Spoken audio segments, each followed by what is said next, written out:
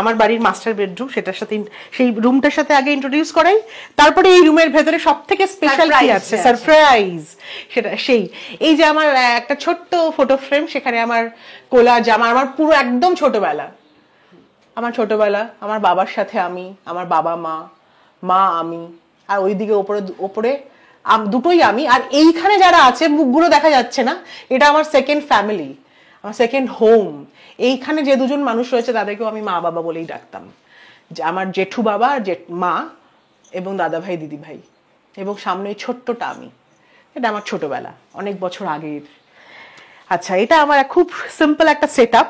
আমাদের মতো অভিনেত্রীদের আরো অনেক বড় সেট আপ থাকে। আমি যেহেতু নিজে মানুষটা খুব বেশি আর্টিফিশিয়ালিটিতে পছন্দ করি না, ইউজুয়ালি আমি খুব একটা মেকআপ করিও না, মানে যতক্ষণ না অবধি আমাকে প্রফেশনালি মেকআপ করতে হচ্ছে তার আগে অবধি।